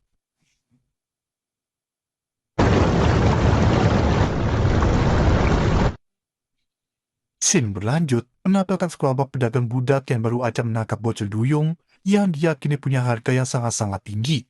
Di saat yang bersamaan, nampaknya Hajime dan partinya yang baru aja mengkonfirmasi keberhasilan misi penyelamatan mobil kudeta pada Pak Ilwer. Meski telah bersikap dingin, namun ternyata Hajime cukup perhatian ke Tio, karena tidak hanya membiarkannya ikut dalam perjalanan, tapi Hajime juga meminta Pak Ilwer untuk membuatkan satu plus status lagi untuknya. Diketahui plus status mereka dipergunakan sebagai identitas diri, sekaligus penanda bahwa mereka adalah petualang rank emas. Di saat saya mau nagih janji Hajime yang mengaku akan memberinya hadiah jika bisa memberikan yang terbaik di kota Ur, nampaknya Hajime yang sedang melirik tajam ke beberapa orang yang sedang mengintai ruangan mereka dari kejauhan. Mau apapun atau siapapun yang muncul, Hajime bersumpah akan menghabisi mereka semua yang menghalangi jalannya. Mendengar hal itu, Tio jadi penasaran maksud dari ucapan Hajime barusan. Tanpa segan Hajime memberitahukan bahwa dewa sekalipun akan ia habisi jika berani menghalanginya. 真の敵である神は兄弟でかつずる賢い。だが決して万能ではない。 Oh, dari arah ucapan mendiang ayahnya, bisa kita simpulkan ras manusia naganya Tio telah dipermainkan oleh sang dewa sehingga membuat mereka hampir musnah dan hanya menyisakan beberapa dari mereka aja. Meski di hadapan keluarganya saat itu Tio masih menjadi sosok layaknya pemimpin ideal, namun sayangnya kini Doski cuma seekor manusia naga masokis, pecinta hinaan dan juga siksaan. Singkat cerita, nampaknya Hajime yang menepati janji dan kini terlihat sedang berkencan dengan Seiya. Keduanya lalu mendatangi sebuah tempat hiburan akuarium dan mendapati cukup banyak jenis ikan di sana. Gak lama kemudian mereka terhenti di depan seekor monster ikan langka yang bisa bicara bernama Leman. Hanashi ga dekiru no da, mazu nanoren. Setelah cukup banyak obrolan dengan Pak Le yang seriusan friendly dan sangat-sangat baik, yang bahkan dia sampai menaruh simpati ke Hajime, yang menceritakan semua hal yang menimpanya sewaktu di dalam labirin dulu. Sebelum mereka pergi dari sana, Hajime menyempatkan diri untuk menanyakan alasan Pak Le yang bisa berakhir di akuarium kayak gini. Setelah mendengar alasannya dan menyadari bahwa itu adalah kesalahan mereka yang habis disiram oleh Liberator Reisen sebelumnya, Hajime dan Seiya memutuskan untuk membebaskan Pak Le sebagai penebusan kesalahan. Arigato ya, Habo. Sebelum mereka berpisah, Pak Le mengingat bahwa dia sempat melihat bocil duyung yang ditangkap oleh sekelompok pedagang budak. Sebagai tambahan, Otafuren diketahui memiliki sindikat perdagangan budak yang sangat-sangat besar. Meski merasa kasihan, tapi Pak Le sendiri nggak bisa melakukan apapun dan cuma bisa memperingati Seiya untuk ekstra berhati-hati. Di lain sisi, apakah Yue dan juga Tio yang sedang berbelanja sembari membicarakan tentang kencannya Hajime dan juga Seiya. Berbeda dengan penampilannya, Yue memiliki jiwa yang sangat besar dan merasa senang jika pasangan lainnya Hajime adalah si Seiya. Alasannya nggak lain karena rasa cintanya si Seiya ke dirinya sama besarnya dengan rasa cintanya ke Hajime. Meski makna cintanya itu berbeda, tapi jumlah kasih sayangnya itu sama. Kawaii desho.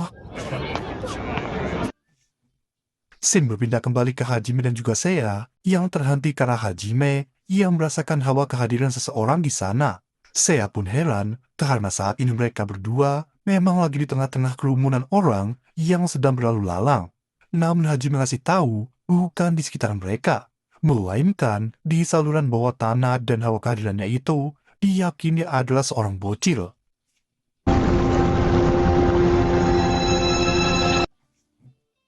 Setelah menyelamatkan sesosok bocil duyung yang dikatakan oleh Pak Le sebelumnya, nampaknya Hajime dan juga Seiya yang membawa bocil itu ke gubuk kincir air di pinggir danau.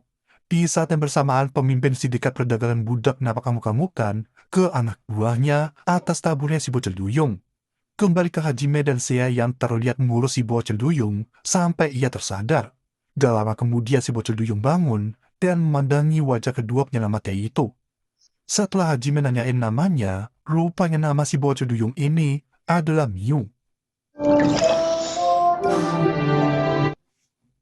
Meski mereka udah kelihatan kayak keluarga kecil dan harmonis, namun kebahagiaan itu berakhir cukup singkat.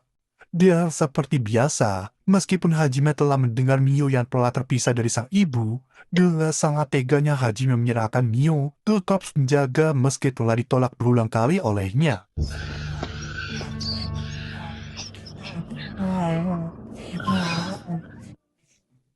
Di tengah Seiya yang merasa gak tega menyerahkan Miu ke para penjaga kota, Miu menanyakan apakah Hajime sangat membenci dirinya. Tanpa berkata sepatah kata pun, Hajime memilih untuk pergi dari sana, meninggalkan Miu yang masih menangis jadi-jadinya. Setelah mereka pergi cukup jauh, secara tiba-tiba ini yang terjadi. Firasat buruk mereka barusan benar-benar terjadi.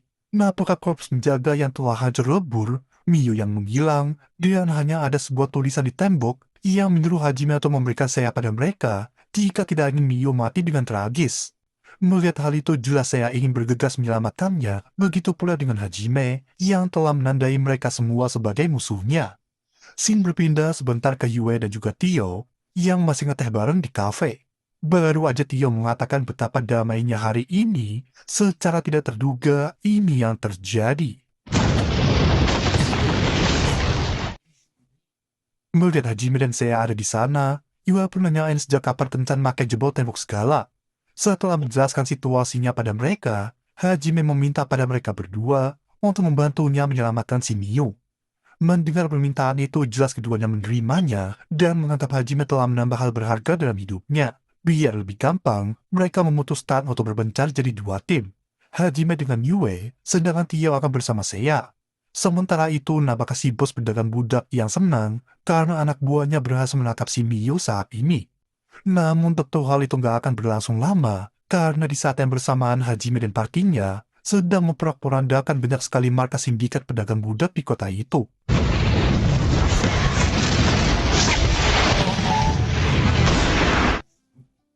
Kembali ke Miyu yang akan segera dilelang oleh sindikat tersebut. Di tengah kesedihan karena merasa gak akan bisa bertemu lagi dengan Hajime ataupun ibunya, si bos sindikat terlihat mengancam Miyu jika tidak mau menangis atau menjerit. Namun yang terjadi... Bersama dengan Mokate si bos sindikat, para tamu di sana langsung berbondong-bondong kabur dari sana. Setelah membebaskan Miyu, Nabaka Hajime yang meledeknya karena udah 2 kali menemukannya dalam kondisi basah kuyup kayak gitu. Miyu yang sangat bahagia pun langsung memeluk Hajime yang masih dianggap Oni-chan olehnya. Setelah itu, Hajime memintanya untuk menutup matanya sebentar.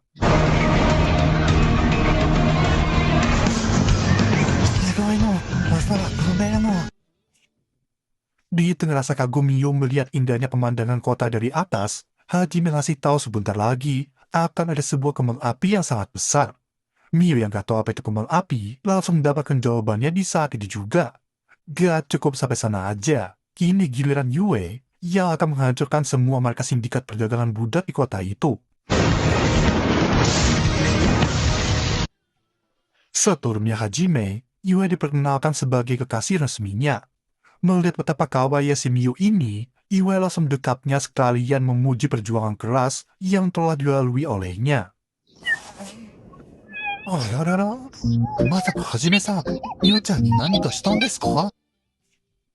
Soalnya pas memperkenalkan Seiya dan juga Tio, Miyu pun berterima kasih karena Hajime yang telah melindunginya.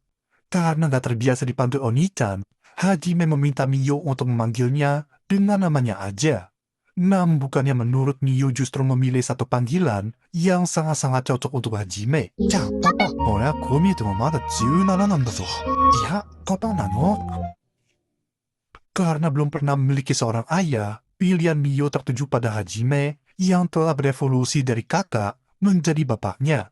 Mau berapa kali pun Hajime menolak karena umurnya aja masih 17 tahunan, tapi Miyu tetap kekeh dan tidak akan mengubah panggilannya tersebut.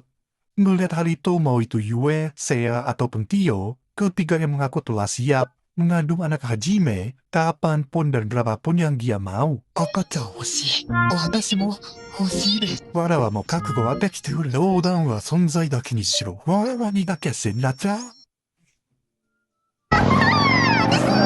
Beri, Nabito. Beri, ya. Setelah melalui perjalanan super dongo yang hampir mengotori mata sucinya si Miyu, akhirnya mereka tiba di kota Horaut, kota pertama yang didatangi oleh Hajime dan teman-teman sekelasnya untuk memasuki labirin besar Orcus pertama kali. Papa, doushita no? Izen koko ni kita nda. Mada 4 kagetsu shika tatte nai no ni, nannen mo tatta kiga shita sa. Sesampai di guild, mereka dapat disambut oleh Guildmaster Horaut bernama Loa Bawafis. Untuk berbahasa basi, Hajime langsung menyampaikan pesan dari Pak Elwer yang ditujukan untuknya. Kurang lebih isi surat itu ialah semua pencapaian Hajime dan partinya yang tentunya sangat sulit untuk dipercaya saking hebatnya. Di tengah pembicaraan, secara tiba-tiba salah seorang teman sekelas Hajime datang dalam kondisi yang sangat panik. Mendengar sosok albino itu adalah Hajime, Jelas Endo pun tidak percaya, tapi tetap bersyukur bahwa dia masih hidup. 彼は金ランクの冒険者。ナグモをはじめだが、マジナグモなのか。別人だろ。生きてたんだな。Setelah sedikit obrolan singkat, Endo yang tadi mendengar Hajime adalah petualang rank emas, langsung menghampirinya untuk meminta bantuannya. Minna shinjina daro. Shin mundur ke dalam labirin Orcus. Nampaknya party hero yang dipimpin Amanogawa yang tengah mengalami kesulitan karena harus menghadapi seonggok iblis wanita dengan banyak sekali pasukan monster yang terlampau kuat bagi mereka. Iblis wanita bernama Katoya ini awalnya ingin menawari Amanogawa dan kawan-kawannya untuk bergabung dengan faksi bangsa iblisnya. Namun karena ditolak mentah-mentah, jelas situasi langsung pecah, sehingga membuat Amanogawa dan kawan-kawan harus menggunakan seluruh kekuatan mereka di early game.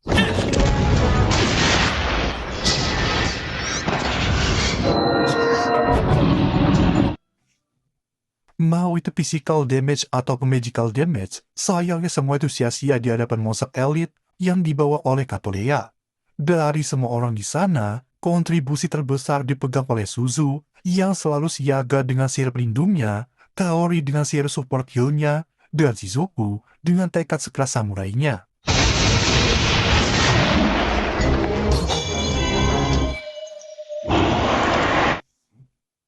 Sungguh naas sekali. Meski telah berhasil memberikan sejumlah damage yang sangat besar, sayangnya Manok Kampret yang dibawa oleh Katoleya mampu menyembuhkan semua monster yang terluka di sana. Di tengah kepanikan yang terjadi, Shizuku meminta Endo selaku pemilik kelas assassin untuk pergi mencari Komandan Melt di lantai 70. Meski sangat berat untuk meninggalkan teman-temannya, namun Endo tetap menurut dan berjanji akan kembali dengan bala bantuan.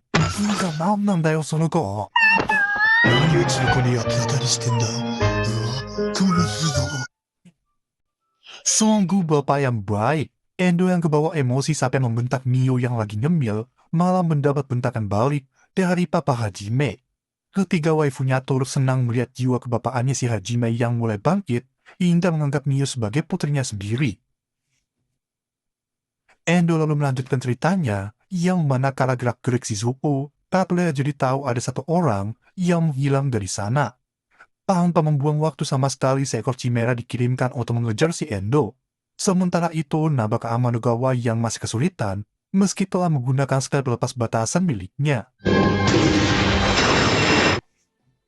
Melihat Katoleya yang akan melancarkan skill lainnya, sebagai maga pelindung, Suzu terlihat memaksakan diri untuk menahan skill tersebut dengan sisa kekuatannya.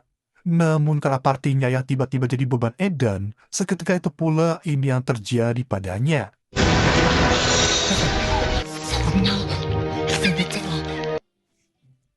Sungguh sangat tragis. Demi melindungi para beban di sana, Suzu tidak hanya terkena 2 tusukan telak, tapi juga mengalami pembatuan efek dari skill asap hitamnya si Katoleya tadi. Di tengah keputusasaan, Shizuku yang menyarankan untuk kabur dari sana malah dibentak balik oleh Amanogawa, sehingga dia harus menamparnya supaya bisa menjernihkan pikirannya. Di lain sisi, meski Endo telah berhasil sampai di lokasi Komandan Belt berada, sayangnya Chimera tadi juga berhasil mengejarnya dan langsung menumbangkan semua anak buah Komandan Melt dalam waktu yang sangat singkat. Melihat hal itu, Endo pun diminta untuk pergi keluar, menutup jalan teleportasi, dan meminta bantuan pada orang-orang di luar labirin. Meski sangat enggan, namun karena hanya itu pilihan satu-satunya, Endo terpaksa menurut dan membiarkan Komandan Melt menebus semua kesalahannya selama ini. Setelah menceritakan semua itu, Napaka Shin menampilkan kondisi party Amanogawa saat ini. Sempat terjadi perpecahan di antara mereka semua, yang dimana berbeda dengan Eri, yang tidak hanya memikirkan soal nyawanya, tapi juga nyawa teman-temannya, sehingga membuat yang menyarankan supaya mereka menuruti ucapan Katoleya saja. Tidak seperti Hiyama yang ingin bergabung atas dasar keegoisan, seperti kepentingan nyawanya sendiri. Namun di tengah perpecahan yang terjadi, keputusasaan semakin menjadi setelah mereka melihat Komandan Melt yang ditebas tepat di depan mata mereka.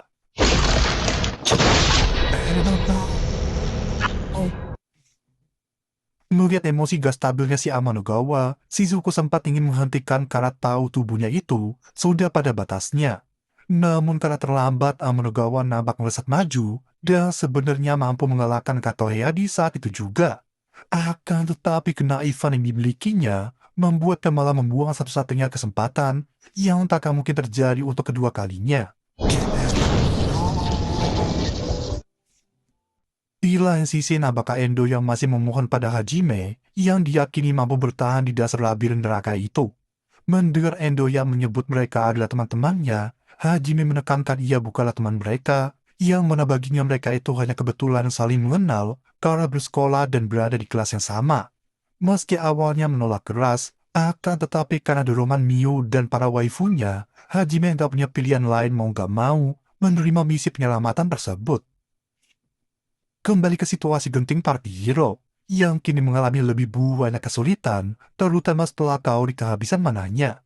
Berbeda dengan betapa naif yang Amanogawa tadi, Katleya memuji ketangkasan dan juga tekad kuat Shizuku yang tidak memiliki kenaifan seperti si beban Ogawa tadi. Melihat bestinya yang mutajus tomat, Kaori bergegas menghampiri dengan sedikit perlindungan dari Suzu yang berhasil disembuhkan olehnya. Meski telah mencapai Shizuku, sayangnya situasi belum berubah, dan kini mereka berdua nampak akan diserang oleh kedua monster yang berhasil menembus ke pelindungnya si Suzu. Di tengah situasi antara hidup dan mati, dalam hati Kaori minta maaf pada Hajime karena dia harus melanggar janjinya untuk yang kedua kalinya. Namun di momen-momen sepersekian detik itu, secara tidak terduga ini yang terjadi. 相変わらず仲がいいな、お前ら。はじめくん。Shin mundur ke beberapa saat sebelum Hajime datang, karena nggak pengen membuang banyak waktu, dan berhubung Hajime bisa merasakan hawa kehadiran banyak orang, tepat di bawah mereka, tanpa pikir panjang pile bunker pun digunakan untuk membuat sebuah jalan pintas di sana.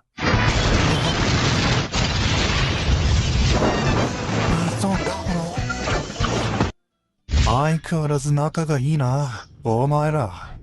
Hajime-kun. Di tengah rasa terkejut tapi belum sadar cowok albino itu adalah si Hajime, hanya Kaori sajalah yang bisa langsung menyadari siapakah sosok tersebut. Mendengar Kaori yang menyebut nama Hajime, sontak hal itu membuat Shizuku, yang biasanya paling tenang, langsung terkejut bukan main dalam seketika. Hontou ni Nagawa-kun nano? Nani? Hontou douyu koto? Ochitsuke yo, Yaigashi. Omae no uri wa reisei jinchaku daro. Gak lama kemudian satu persatu waifu Hajime turun, sembari Miu yang masih digendong sama Tio. Sayang bagi Endo yang turunnya gak sempurna, tapi tetap memberitahu teman-temannya bahwa bala bantuan telah tiba. Melihat banyaknya monster di area tersebut, dengan sikap Hajime langsung membagi tugas pada ketiga gadisnya ini. Iwaya diminta melindungi Endo dan yang lainnya, Saya diminta untuk menyembuhkan Komandan Melt, sedangkan Tio dan juga Miu diminta untuk membersihkan area sekitar. Dan ya, mari kita berkabung atas nasib para monster di sana yang sebentar lagi bakalan dibabat habis sama Hajime.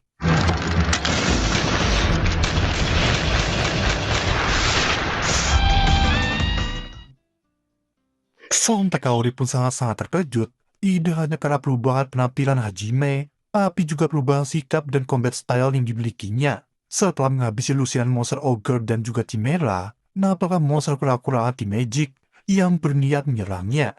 Namun dengan sangat cekatan Hajime langsung mengeluarkan Odape miliknya.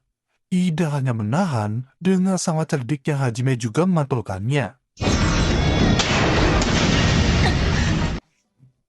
Melihat Hajime yang semakin dominasi medan perang, tadinya Katleya ingin menggunakan heal miliknya. Namun naasnya di sini, si Mano empretnya kini cuma tinggal bagian sayapnya doang.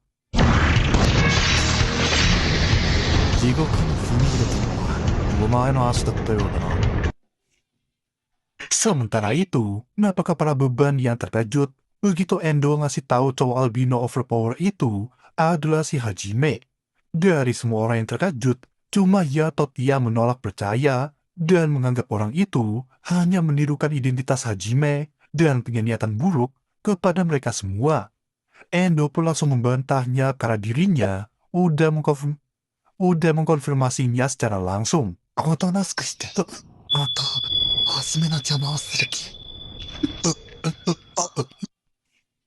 Singkat cerita, Di saat beberapa monster yang mulai berdatangan, Suzu yang ingin memaksakan diri lagi nampak dihentikan oleh Yue karena kini gilirannya yang akan melindungi mereka semua.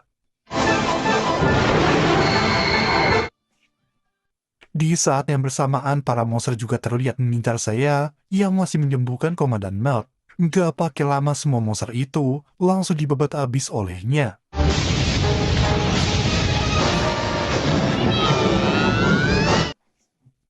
Melihat ekor Chimera yang akan menyerang Kaori dan juga Shizuku, Hajime terlihat melemparkan katana buatannya untuk dipakai oleh Shizuku. Setelah menjauhkan Kaori, dengan sigap Shizuku langsung menumbangkan monster itu dengan sangat ezetnya. Merasakan kalah, Atreya yang gak punya pilihan lain terpaksa harus mundur dan menggunakan asap hitamnya untuk mengulur waktu. Melihat hal itu, jelas semua orang langsung khawatir pada si Hajime. Apa tuh Yone? Yone. Iya, tentunya cara kayak gitu gak bakal mempan di hadapan Hajime si albino OP. Mengetahui iblis itu udah gak punya cara lagi, Hajime mulai melangkah mendekatinya untuk mengajukan beberapa pertanyaan sebelum menghabisinya. Bagaimana ras iblis bisa mengendalikan para monster, dan kenapa dirinya bisa ada di labirin Orcus kayak gini? Penolakan yang dilontarkan oleh Catleya tentunya akan menjadi sebuah penyesalan dalam hidupnya. Selepas membuatnya gak bisa gerak, Hajime berniat menebak jawaban dari pertanyaannya sendiri. Alasan dari para iblis bisa mengendalikan monster berasal dari sihir kuno yang mereka dapatkan setelah menaklukkan sebuah labirin. Dengan kedatangan Catleya ke tempat ini, bisa disimpulkan bangsa iblis ingin mencoba mendapatkan sihir kuno yang dimiliki oleh labirin Orcus. Mendengar semua tebakan Hajime barusan, Catleya jadi paham dan menyamakannya dengan sosok beliau yang diyakini juga memiliki aura serta kekuatan yang sama-sama seperti monster. Sebelum Hajime menghabisinya, Catleya memperingati tentang kekasihnya yang akan datang untuk membunuh Hajime suatu saat nanti. Sesaat sebelum peluru dilepaskan, dengan sangat dongoknya beban Ogawa dengan kenaifannya meminta Hajime untuk tidak melakukannya. Namun jelas peringatan si beban hanya akan menjadi angin lalu bagi si Hajime. Singkat waktu, setelah menghabisi Catleya dan mengetahui Komandan Melt masih hidup, nampaknya mereka yang berkumpul kembali dengan Kaori yang mendekati Hajime untuk mengutarakan rasa bersyukurnya melihat Hajime yang masih hidup. Anata kimamore nakutu. Omene. Nakanai de kure.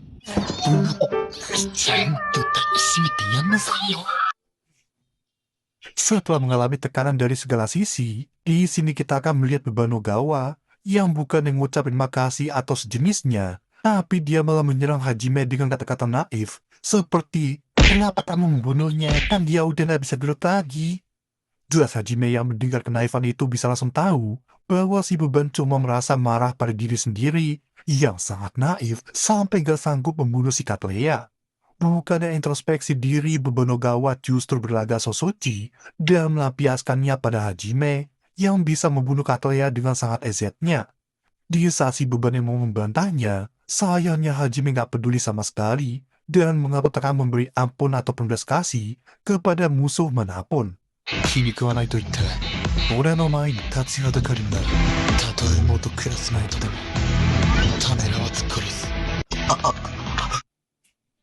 Setelah memperingatinya, Hajime mengaku tidak pernah sekalipun menganggap mereka semua sebagai rekan apalagi teman.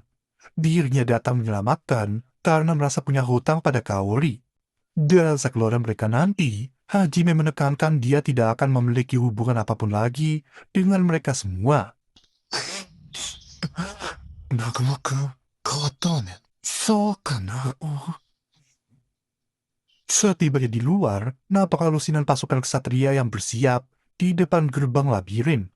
Pallawa pun mengaku dia hanya antisipasi mengumpulkan semua ksatria itu karena sempat meragukan surat Pak Ilwer soal pencapaian Hajime dan partinya.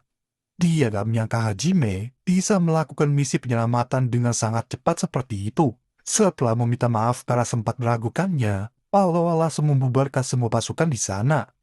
Di lain sisi, Kaori yang gak ingin berpisah lagi dari Hajime nampak membulatkan tekadnya dan memutuskan untuk ikut dengannya. Sempat terjadi pertengkaran singkat dengan Yue yang merasa Kaori belum memenuhi syarat minimum untuk bergabung. Namun pertengkaran itu berubah menjadi sebuah ungkapan isi hati yang berakhir dengan penolakan pahit di dalam hati. あなたが好きです。俺には惚れている女がいる。ゆえさんだよね。あ、ついてくるといい。私とお前の差を教えてあげる。 sama seperti anggapannya pada Seiya, Yue merasa gak masalah memiliki saingan cinta selama merasa cinta dari orang tersebut setara dengannya. Dari percikan rivalitas mereka timbul rasa persahabatan karena telah mencintai orang yang sama. Di saat yang bersamaan, Tio, Seiya, dan juga Miu bisa merasakan betapa kuatnya aura rivalitas di antara kedua gadis itu. Belum cukup sampai sana aja, kini si Hajime harus melakukan klarifikasi karena sempat mendengar Miu yang memanggilnya dengan sebutan Papa. パパってどういうこと？本当に初めての子供なの？ゆえ、シアさん？それとも変態さん？俺好きな何腹ばってたの？ Berkat Shizuku, Hajime jadi bisa lepas dari cengkraman kecemburuan. Sebelum mereka pergi, Hajime ngasih tahu bahwa mereka akan berangkat besok di pagi buta. Dirinya meminta Kaori untuk jangan sampai terlambat sedikit pun. Di malam harinya, nampaknya Shizuku yang menemui Hajime untuk membalikan Kurogatana. Namun karena Shizuku yang udah banyak membantunya, mau itu di dunia asal ataupun di isekai, Kurogatana pun diberikan sebagai hadiah untuknya. Di tengah rasa bahagia sembari mendengarkan penjelasan Hajime, Amanogao mengintip di susul Yue dan juga Kaori yang mengintip tapi dari jarak yang sangat dekat. Nani? 俺にゆえさんまでただのデータどうしてそんな見るのだもんやいる。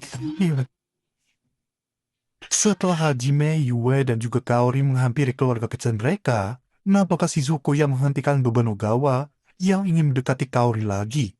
Berbeda dengan si beban yang sama sekali nggak menyadari perasaan Kaori pada Hajime, Shizuku telah mengetahuinya sejak sangat lama. Si beban yang berharap semoga Shizuku nggak pergi darinya pun nampak diragukan oleh Shizuku sendiri. Ya, kalian bisa lihat sendiri datanya. Di pagi harinya nampaknya rombongan Hajime yang akan pergi, sembari teman-teman sekelas yang mengantarkan kepergian mereka. Setelah mendapatkan kata-kata penyemangat dari Suzu dan juga Eri, Kaori pun berterima kasih dan pamitan pergi untuk terus berada di sisi Hajime. おい、あれなんだ見たことないぞ。車じゃないっすか？ Di sepanjang perjalanan, Kaori mempertanyakan posisi duduknya yang mau diletakkan di belakang, tidak seperti Yue. Saya pun menenangkan dan ngasih tahu mereka selalu seperti itu sebelumnya. Berbeda dengan saya yang masih optimis bisa mengambil alih posisi Yue, Tio merasa gak masalah karena rangsangannya jauh lebih kuat jika ia diabaikan. いつ生まれそんな言葉を。俺は必ず故郷に帰る。ユエたちと一緒に。それを邪魔する奴は全て敵だ。敵は全て殺す。たとえそれが神だとしても。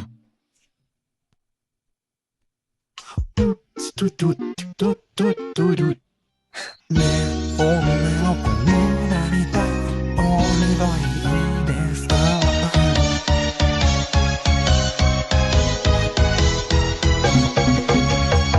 そこで思いを振る。オレンジかぼちゃの馬車に乗せられて連れられてミルク色のおろしをみんなきっと捉えてる。ドアの中のヒロインいつかの夢見たカラフルのハイヒール